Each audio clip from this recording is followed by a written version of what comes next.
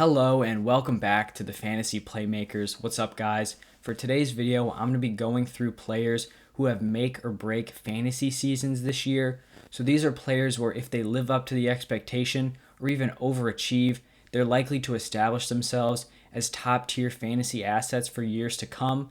But if they fail to live up to these expectations, it's going to be difficult for people to get up and be excited about them again in future years. If you guys enjoy the video, just make sure you leave a like and subscribe. I would really appreciate it. And also let me know your comments down below and I'll make sure to get back to you as soon as possible. But let's start it off by talking about a running back. It's going to be Joe Mixon.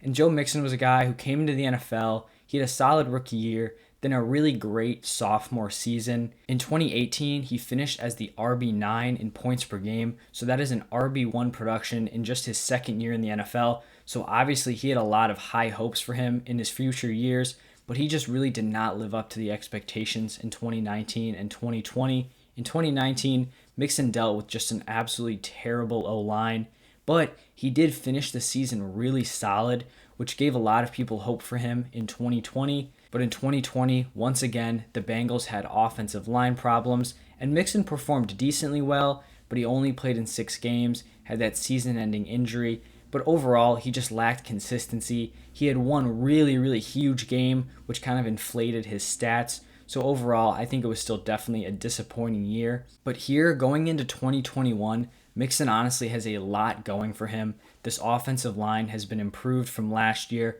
and Giovanni Bernard is no longer there. Bernard was a guy that was kind of always eating into his targets, also eating into some of his 2-minute drill work, so it'd be kind of strange. Joe Mixon was the clear top dog on that team, but when they'd be running 2-minute drill, the end of halves, they'd have Giovanni Bernard in there, likely because he's a solid receiving back, but still, you would want to have your RB1 in there on those downs.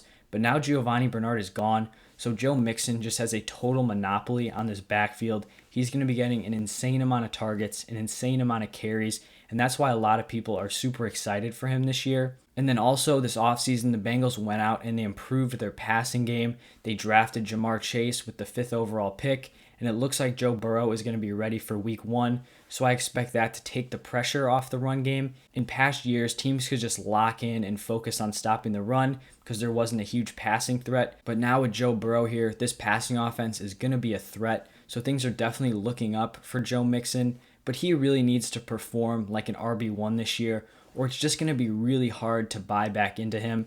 He's a borderline running back 1 for me, and he's a guy that I really like going at around the mid-second round. I love that price for him, but if he kind of fails to live up to those expectations again this year, I just think it would be really hard for people to continue to believe in him. That would basically be him underperforming in 3 straight seasons, and at some point you would just have to be like, all right, maybe this guy is not the running back 1, high-end RB2 that we expected him to be. But if Mixon goes out there and performs well, then I don't see a reason why he isn't a locked-in RB1 for the next couple years at least. The next guy I want to talk about is Mike Davis, who just recently signed with the Atlanta Falcons this offseason. And it's kind of tough to say that it's a make or break season for a guy like Mike Davis, who's never been an NFL starter before. But I do just think it's true. Mike Davis has a great opportunity to come in and lead this Atlanta Falcons backfield this year. Last year, it was just in shambles. Todd Gurley has no knees. You had Ito Smith back there. It was basically just a running back committee with a lot of guys who didn't live up to the expectation. And so last year, Mike Davis played well with the Panthers, and now he gets the opportunity, which I don't think a lot of people thought he would have. After they signed Mike Davis, I know a lot of people expected them to either bring someone else in, maybe draft someone, but they didn't, and so it looks like they're sticking with Davis.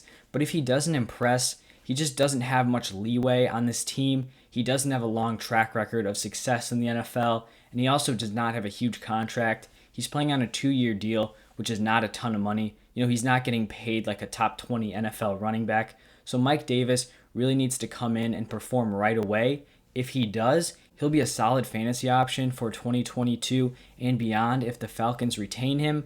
But if not, he's a guy who honestly is a little bit replaceable if he doesn't perform well. All right, next up we've got Michael Thomas, and I honestly think that this season is the definition of a make or break fantasy year for Michael Thomas. After finishing as the wide receiver 1 in 2019 and being drafted in the middle of first rounds, the clear wide receiver 1, He completely busted in 2020. There was injuries, a suspension, and then just overall poor play when he was on the field. So Mike Thomas desperately needs a bounce back season this year, and if he can get one, he probably puts himself back up into that top tier wide receiver group. But if he struggles this year, I really think it's going to be tough for him to get back to the top in terms of fantasy production. And this is because I just don't see the Saints quarterback situation getting a ton better within the next couple of years. You're either going to have Jameis Winston or you're going to have Taysom Hill. You've got Ian Book there as the third string quarterback, but I don't see him as a guy who's going to be an upgrade over Winston or Hill anytime soon. And so he's got to perform with these guys. And right now, he has the opportunity to command a massive target share. It's going to be him and Kamara being force-fed the ball. And so if he can succeed in this situation, then like I mentioned, he's a locked-in, high-end wide receiver one. But if he can't, then I just don't think there's going to be much that's going to improve this offense and improve this situation for him. At the quarterback position, I want to talk about Jalen Hurts. And it does seem blunt to label Hurts' season as a make-or-break year because it is only his second season in the NFL and he barely played as a rookie, but I do think it's a fair assessment, and that's just because of how high Hurts is being drafted. He's being selected as the quarterback 8 over proven fantasy assets like Brady, Stafford, and Tannehill.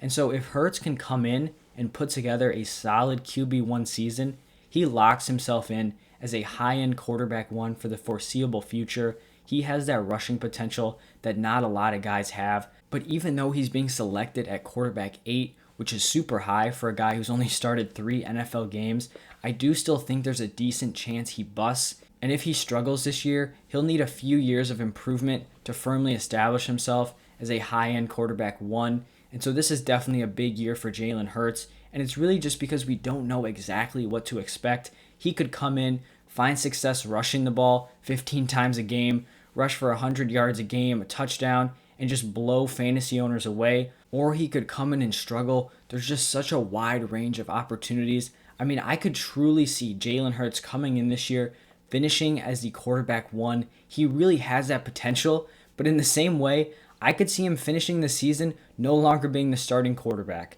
So that's just a super dangerous guy to pick, and that's why I think this year is definitely a make or break year for him. All right, the last player I'm going to talk about is Rams tight end Tyler Higbee, and he's a guy who finally has the chance to be the number 1 tight end on this Rams team, and not only the number 1 tight end, but really the main guy in that tight end room who's going to be involved.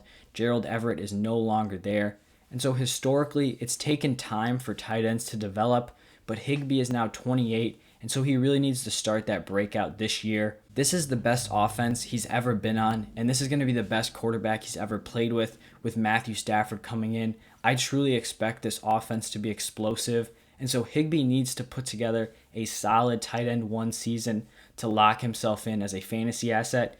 And when I say a solid tight end 1 season, I'm not talking about tight end 10, 11, or 12, because when you get towards the end of those tight ends, the difference between your tight end 10 and your tight end 16 is so small that it really doesn't matter. So I want to see him finish as a tight end, 7, 8, 9, somewhere in there. And if he does, I think he sets himself up as a tight end 1 for future seasons. But if not, I think he's just likely to be one of those fringe tight end 1s for the rest of his career. This truly is his time to perform, which is why it's a make or break for him. That is going to wrap it up for today's video. These are all guys that I think have make or break seasons this year. If you guys enjoyed the content, please make sure you leave a like and subscribe. That really helps support the channel, and I would appreciate it a lot. And also, once again, make sure you guys let me know your thoughts down below in the comment section, and I'll make sure to get back to you.